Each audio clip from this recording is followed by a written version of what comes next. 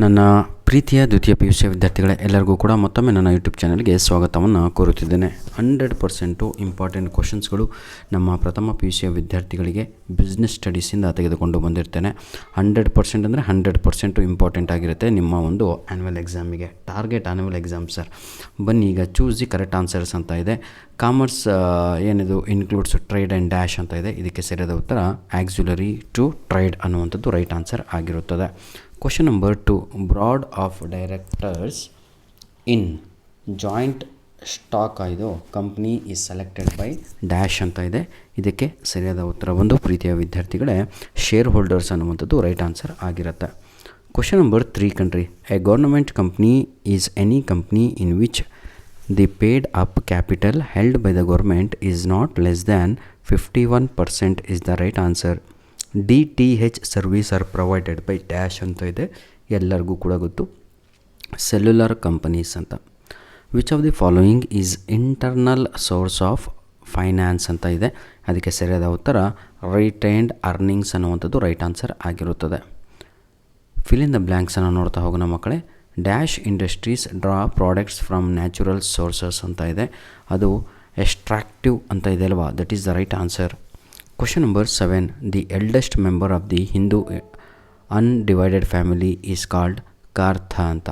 ಇದು ಎಲ್ಲ ಕೂಡ ಕ್ವಶನ್ ಪೇಪರಲ್ಲೂ ಇದೇ ರಿಪೀಟ್ ಆಗ್ತಾ ಇದೆ, ನೆನ್ಪಿಟ್ಕೊಳ್ಳಿ. Question number 8, dash gives an invitation to the public to apply for shares. ಅದು ಪ್ರಾಸ್ಪೆಕ್ಟಸ್ ಅನ್ನುವಂಥದ್ದು ರೈಟ್ ಆನ್ಸರ್ ಆಗಿರುತ್ತದೆ. In dash year MSMED act was enacted. 2006 is the right answer. Question number 10, the operators on the basis of principle of cell service that is called supermarket ಅನ್ನುವಂಥದ್ದು right answer. Match the following ಇದೆ ಕಣ್ರಿ. Departmental undertaking ಅಂತ ಇದೆ. ಇದಕ್ಕೆ ಸರಿಯಾದ ಉತ್ತರ ಬಂದು railway ಅಂತ. ಬ್ಯಾಂಕಿಂಗ್ ಅಂತ ಇದೆ. ಇದಕ್ಕೆ C2C ಅಂತ. ಬ್ಯಾಂಕಿಂಗಿಗೆ ಬಿಸ್ನೆಸ್ ಸರ್ವಿಸ್ ಅಂತ, ಹೌದಲ್ವಾ. ಸೆಲ್ಲಿಂಗ್ ಇನ್ OLX ಅಂತ ಇದೆ. ಇದನ್ನು ನಾವು C2C ಅಂತ ಕರಿತೀವಿ, C2C ಅಂತ. ಕಸ್ಟಮರ್ ಟು ಕಸ್ಟಮರ್ ಅಂತ.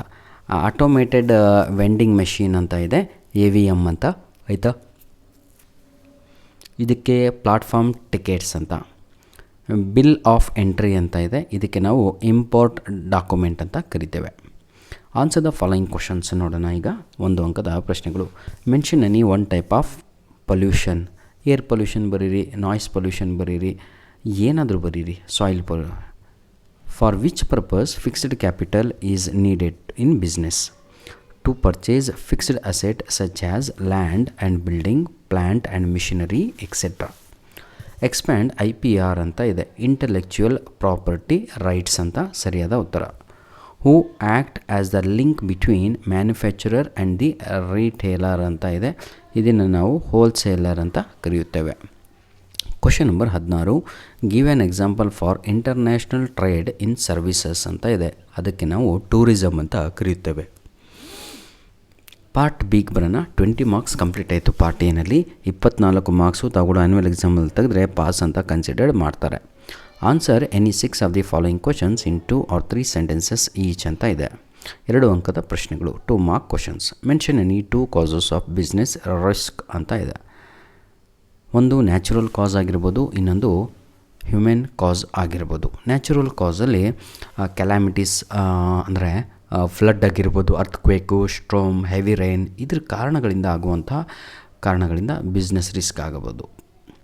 ಹ್ಯೂಮನ್ ರಿಸೋರ್ಸಲ್ಲಿ ಏನಾಗುತ್ತೆ ಅಂದರೆ ಡಿಸ್ಆನೆಸ್ಟಿ ಆಗಿರ್ಬೋದು, ಕೇರ್ಲೆಸ್ನೆಸ್ ಅಥವಾ ನೆಗ್ಲಿಜೆನ್ಸಿ, ಹೌದಲ್ವಾ, ಸ್ಟ್ರೈಕು, ಈ ಮ್ಯಾನೇಜ್ಮೆಂಟು ಇನ್ಎಫಿಷಿಯನ್ಸಿ, ಇದರಿಂದ ತೊಂದರೆ ಆಗ್ಬೋದು.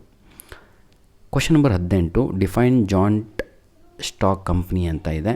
According to companies act 2013, company means a company incorporated under this act or any of the previous company laws. State any 2 merits of statutory corporation ಅಂತ ಇದೆ. Merits or advantages of statutory corporations. They enjoy independence in their functioning. They are free from undesirable government regulation and control. The government does not interfere in their finance matters, including their income and receipt. Question number 20. State any 2 resources required for the successful implementation of e business.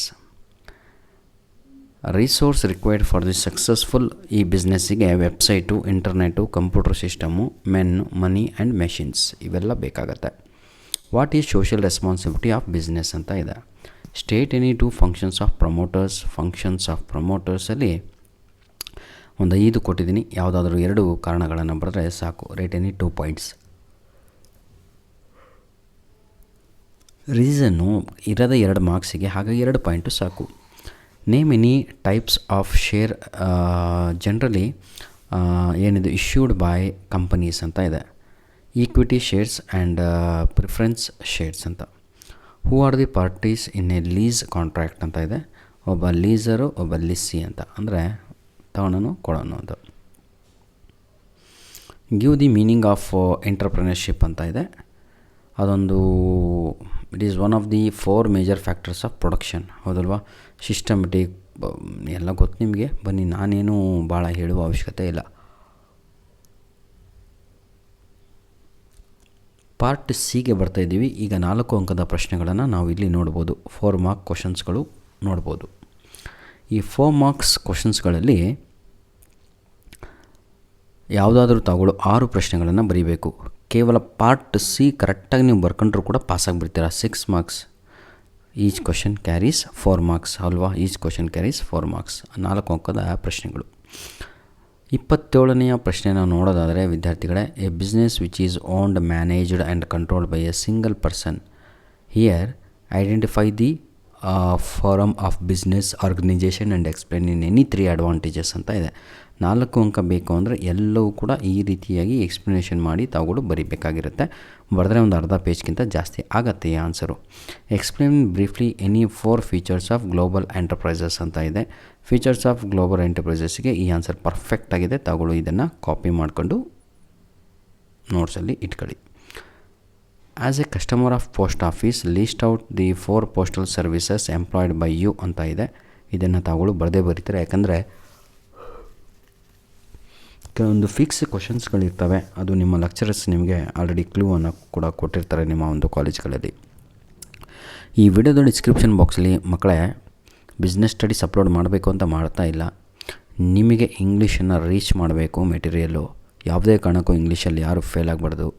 ಯಾರೂ fail ಆಗೋಲ್ಲ. ಯಾಕಂದರೆ ನನ್ನ ಹತ್ರ ನೀವು ಕಲಿತಾ ಇದ್ದೀರಾ. ಎಂಥ ವಿದ್ಯಾರ್ಥಿ ಇದ್ದರೂ ಫೇಲ್ ಆಗೋಲ್ಲ. ಯಾವಾಗಲ್ಲ ಅಂದರೆ ನಮ್ಮ ಮಾತುಗಳನ್ನು ಕೇಳಿದಾಗ. ಹೌದಲ್ವಾ? ಹಾಗಾಗಿ ನನ್ನ ಪ್ರೀತಿಯ ವಿದ್ಯಾರ್ಥಿಗಳೇ, ದಯವಿಟ್ಟು ಈ ವಿಡಿಯೋದ ಡಿಸ್ಕ್ರಿಪ್ಷನ್ ಬಾಕ್ಸಲ್ಲಿ ಕೊಟ್ಟಿರುವಂತಹ